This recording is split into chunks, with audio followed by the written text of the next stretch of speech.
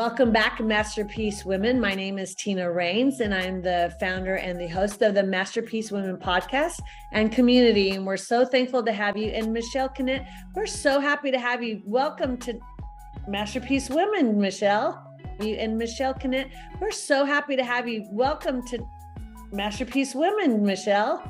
Thank you. It's so good to be here. I'm happy to chat with you today. Oh my gosh, we're so happy to have you. So we would love for you to tell us a little bit about yourself, Michelle, and tell us, how did you get started as an entrepreneur, and a little bit about who Michelle is? Yeah, so I'm a life coach, and I work with women who are in transition and reinventing their lives. And primarily because that was what I went through, and how God used a season of my life that changed to bring me to something new and something that He has created me for in this new season. And I was a homeschool mom, a stay-at-home mom for 20 years, 19 years actually, and went through a divorce and knew at that point that life was going to be completely different. And I was a little bit terrified and had no idea what I was going to do moving forward and how to provide for my family. And I found myself very alone. And I, in that season, decided to turn to the Lord and really lean into who I am and who He is for me. And I just told Him, God, I have no idea what to do moving forward. And He took this journey of really a desperate time in my life to show me what He created me to be, who I needed to become, and who He was for me, and who I was because He said, this is who I am.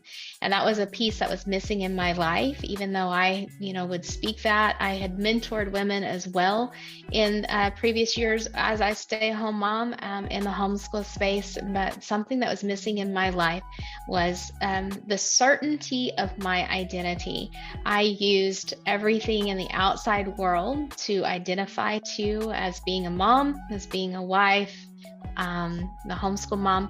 And I realized that once that was gone, that's not who I was. I was who God created me to be, and I was powerful. And I had certain, yes, and I had certain desires in my heart that I wanted to see come to fruition. And He put those desires in me because He created me in a certain way with the gifts and the talents that I had. And it really was a journey of self-discovery and giving myself permission to step into what it is that He had for me. I love that. I love that. It just brings me back to Genesis 50:20. That's a verse that the Lord just continues over and over to repeat into my mind. Even this morning, I was on a walk with someone, and instantly, she was sharing about a physical ailment that she's had. And as she was going to the beach to really decompress and just, seek the Lord and going, Lord, why are you letting this to continue? She's in chronic pain, etc. And yet she's been able to minister to others in that season. And I think about my own life as well. When we're in that place, some of our darkest moments, right? What the enemy meant for destruction, but yet God's able to use it so beautifully. And the redemption that we get to, live in is so powerful. And so God uses it for His glory.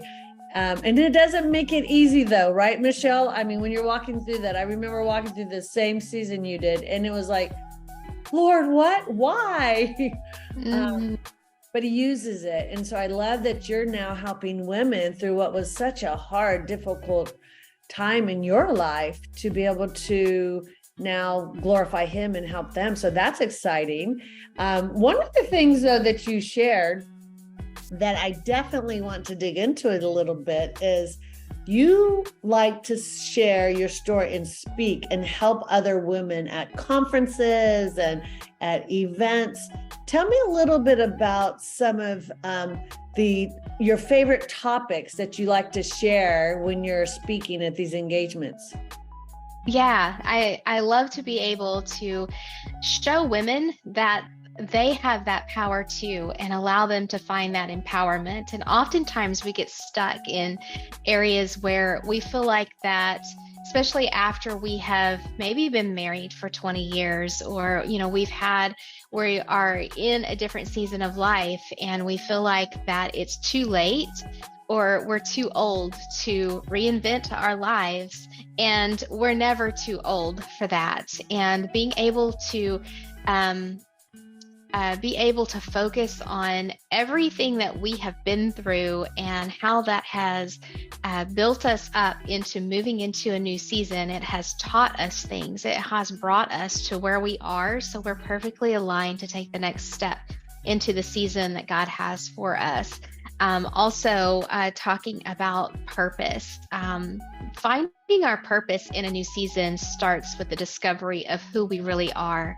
And how often do we not stop long enough to discover who God's created us to be? What do we like? What do we not like? We tend to just go with the status quo, and life builds up around us and we live it by default instead of really digging in to who we're created to be, and then making those choices and being bold about that, and being bold about creating what we want, and creating that life that we love instead of just choosing what might be easy, instead of what's aligned with us.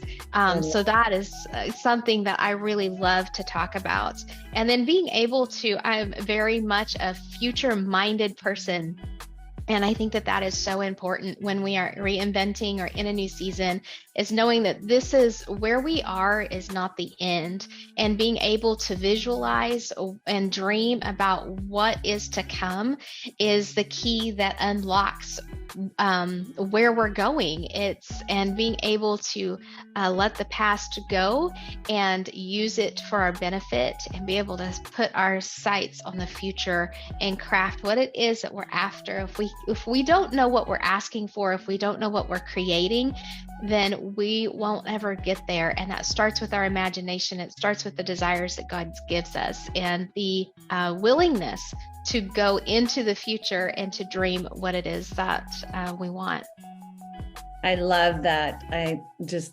It's interesting because we're having our retreat, for those of you who are listening and haven't signed up yet, at Hutchinson Island Resort at the Marriott, November 3rd to the 7th, on the Masterpiece Women retreat. And our focus is purpose. And a couple of the women said to me, well, Tina, I know what my purpose is. So what would I gain from this? And I believe what you said is so pivotal. When we let life grow around us versus us growing our life. So often you have your purpose, you know what your purpose is, but yet everything around you, everything that you are experiencing is not part of what God's really calling you to do, because you just get into that automatic. You get, the habitual that, every day, and then suddenly you're going a different direction, or you're veering off a little bit. And so it's really so much deeper than purpose. It's, yes, living in our purpose, but on a moment by moment basis, what is our purpose, and diving deep with the Lord. And so it's a retreat where we're going to relax a lot. There's a lot of downtime to lay by the pool or go play golf or go to the beach, hang out with your girlfriends, spend time with the Lord, whatever that is for you that you need. And it's mostly busy business women and ministry women who are going to come and just really have a retreat. So if you haven't registered, that's my promo for the thing. But I'm so awesome with you, Michelle, because discovering our purpose and living out our purpose on a daily basis is so valuable and so needed, because so many of us aren't. And God changes what he calls us to do oftentimes, but our purpose doesn't typically change. Our callings change. And staying in that place with him of really understanding what our purpose on this world is just, it will be pivotal for each one of us. And many have no idea what that is when you ask them. Yeah, that's right. And knowing, it's oftentimes we think of going and seeking for it, trying to find it and uncovering it like it's hidden somewhere. And it's really about discovering who we are and then showing up every day as that person that God's created us to be, and serving others and serving Him. Absolutely. So tell us a little bit about, as an entrepreneur, Michelle, when did you actually start your business? Has it been very long? 3 years ago, I finished my life coaching certification and launched my business. And I have been doing different speaking and coaching engagements through the last few years. And I had, for the previous 10 years, had been in a position of consulting women. And whenever I shifted into life coaching, when I discovered what that was, it was such a powerful way to not give people answers, but allow them to discover what their specific answers were for themselves, and to empower them to find them and then to go live that out. Love it. Love it. And so what piece of advice would you give for the woman who's just launching her business, that's a masterpiece woman that's on this podcast? What was that invaluable piece of advice somebody gave you to build business? In the very beginning, it was just to do it one step at a time, and inquire of the skill sets that need to be there, and to not shy away from it, and trust God's process in this, because it will unfold in a way where it's perfectly aligned with what He has for you. Lots of moving pieces, lots of parts to entrepreneurship. And I was not aware of all of that 3 years ago when I started. Overwhelming if you're not careful. Yes, it can. And, but I knew that this is what the Lord had for me. And because I knew that, it didn't scare me. I did not turn away from it. And I trusted that the Lord could, equip me as I went through this process. And it has been an amazing journey. I love it. Well, I work with so many coaches, and the one thing that I often hear from coaches is that they love to empower others, but yet when it comes to them building their business, it is almost, it's scary, right? It's scary. It's a scary process, because you feel like you're selling yourself to them because you're doing the service. And so I often talk to coaches and say to them, well, it's no different than an attorney selling their services. They're going to charge you by the hour. Like, you have a value that you're sharing. And if it's introducing yourself to 50 people and getting the one, that's okay. And whereas when we're a coach and you're sharing your services with people, you get 1 or 2 rejections. And it's like, oh my goodness, I must not be doing something right.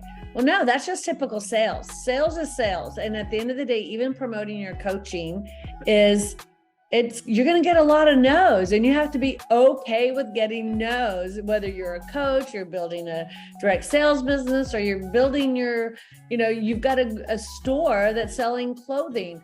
5 out of the 10 people that walk in aren't going to buy anything. Mm-hmm. That's okay. Yeah.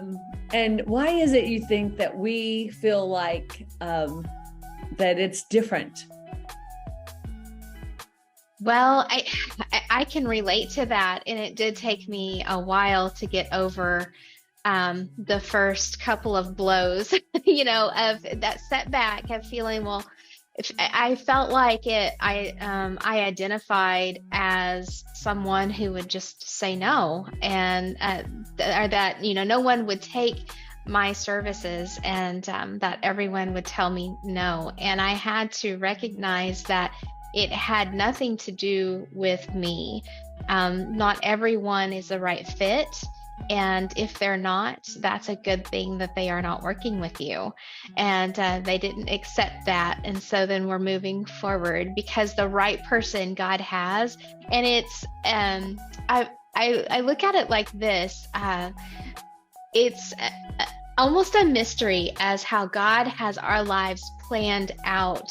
And the same way with how he's providing for us. We don't know who he's going to bring to us or what opportunities that he will bring to us, but just knowing that I am always at the right place at the right time and open to receive what he does have for me. And that's what I have learned to just trust in and rest in and moving through that process. And I don't know the clients that are out there for me that I can help, but he does. And just knowing that in the process of me working and moving forward and continuing to ask for the sale and getting the no's, the yeses come as well. Yep, absolutely. I think that's the biggest thing. And even for myself, picking up the phone and making the phone call to talk to somebody can be intimidating, even when you're a confident person. And so you just have to do it. Just like you said, just do it. Just pick it up. What's the worst thing that's going to happen? They say no. That's okay. You got to, visit with someone for a few minutes.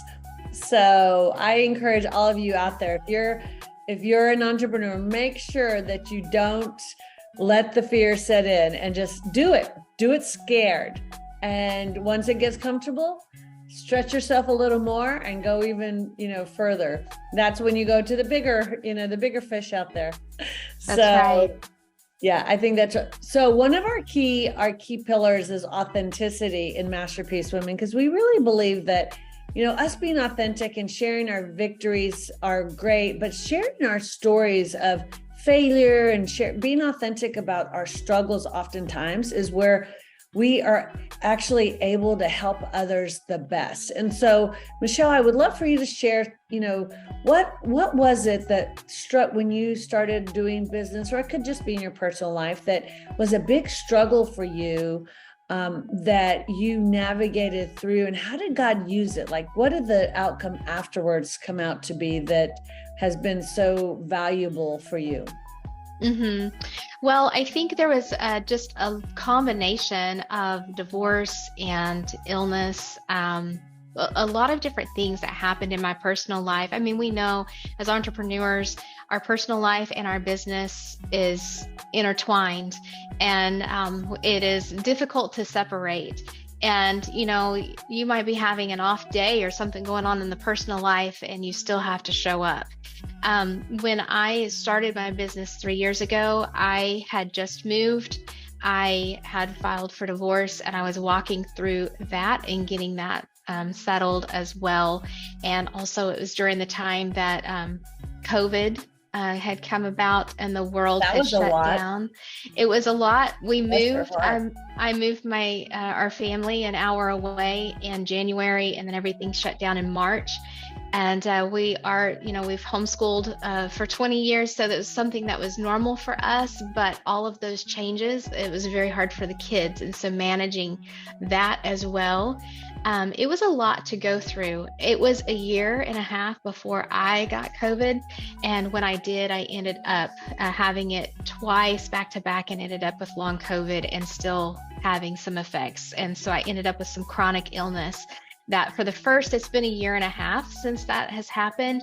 But for the first at least year and 3 months, it was very difficult for me to function. And so there were times where I thought, Lord, what is going on? Why is all this happening? And what I realized was that it was preparing me for really being able to step out and carry the heavy load. I could see his faithfulness in all of it. And I was able to see how the hard times were building me and my resilience. And I took a lot of time during that season to just sit down with him and reflect on what good was happening, because life happens like on parallel tracks, right? We've got the good and the bad at the same time.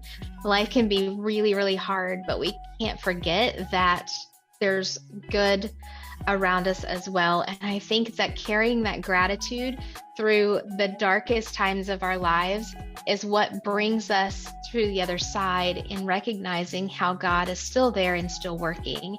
And regardless of, whether it was a high or a low, still being able to show up and focus on serving others and giving God glory for the goodness that he was bringing in the midst of all of that. And I kept my eyes focused on the future. Like I said earlier, I'm very future focused. And I knew that wherever I was, even in the hardest days, it was not where I was going to end up. And it was just for a season, and I was going to get through it one day at a time and focus on what can I do today to show up and to move forward. I love that. That's amazing. I'll never forget when I was going through my darkest season as well. I was going through a divorce. The crash of '08 had just happened. Business was down. Like, it felt like the whole world was falling apart. And I had a lot of money invested in real estate. Big mistake, as we all know, right? And so it was a really tough season, financially, emotionally, all of it. The kids, you name it, a rebellious teenager. And I was going through the divorce. I went through divorce care, and most amazing program ever. Anybody going through divorce care, I highly recommend it. If you've ever gone through a divorce, go to divorce care before you ever think about getting another relationship. It's powerful. Anyway, it's at most churches around the country. And so I was going through that, and one of the leaders in our church said, "Tina, have you ever considered serving at the singles group?" And I'm like, my life is falling apart. How can I serve somebody else? And he said to me, if you can get your focus on serving other people, and it'll help you in the same time frame to really heal from what you're walking through. And I thought to myself, I don't feel like I can put one foot in front of the other. And on the outside, nobody really knew that, right? On the inside, I was falling apart because at the time I was still keeping my mask on quite a bit. And this is about 20 years ago. And so I remember in that season, I started serving others, and it was life-giving to me. Yes, did I help people? Absolutely. But it was so life-giving to me in that season, and allowed me to be, just like you described, Michelle, more grateful, be able to see what God was doing around me versus being so center focused. And so I do encourage anybody out there listening to this who heard what Michelle said, make sure that you take some time, get out there, even when it feels like it's falling apart for you, and serve other people. See how it doesn't have to be in the church. It can be just the people in your family, those you love. Just how can you serve others and start thinking about others more and doing for them? Because it will, when you take your focus off yourself, it is just so gratifying to see what God's really doing around you, and you can see it better. Because you get in those places, and even if you're struggling with a bad marriage, oftentimes you get so self-focused because you're hurting so bad that all you can do is think about your hurt. And God doesn't want you to be focused on the hurt. He wants you to be focused on him and loving others. But being real, it does hurt, and I'm never saying shut it down. You have to deal with the grief. Actually, grief is very important to walk through and navigate through, but yeah, that's valuable, Michelle. I appreciate that. And in business, so you shared what someone taught you that was very valuable. Like, what would you say to someone that's just thinking about becoming an entrepreneur? What would be like the guiding thing that you would say, to help them, to encourage them to go do it, besides just go do it? Just go do it. Yeah, if that's something that, if you really have a passion and an inspiration to go and create that, and you feel like that's aligned with what your purpose is, I think taking baby steps, but moving forward. And I think that's what's most important, is making sure that every day that you're moving forward and you're able to track that progress. I don't think that you should completely quit your 9 to 5 and then jump in. I think that you can do it and ease your way into it and wait for the Lord to open that door of transition. But I think that today is the day to start, and you can start small and then grow into it big. And like I said, wait on God to open that door. But I think that I know that if you have that calling, that there is a step for you to take. And it being just one step today can lead to a bigger step tomorrow. And that's the direction that you need to be going. And just trust yourself in making progress. I love that. Yeah. One step forward, just keep on going, right? Mm-hmm. So important. Well, yeah. Michelle, it's been such a blessing to have you today. And we will share all of your information down below. Ladies, if you need a speaker for an event, if you are looking for a great life coach, Michelle would love to speak with you as well. So we'll put all of our contacts down below. And again, we want to remind you about our Masterpiece Women Retreat happening November 3rd. And it's going to be at the Hutchinson Island Resort Marriott. It's going to be amazing. Our speakers are going to be fabulous, and we're going to have lots of fun. It'll be different. It'll be different than any other retreat you've ever been to. So you don't want to miss it. So make sure you register today. I look forward to connecting with you guys. Thank you, Michelle, for joining us today. Thank you. It was a pleasure to be here and speak with you today. Have a great day, everybody.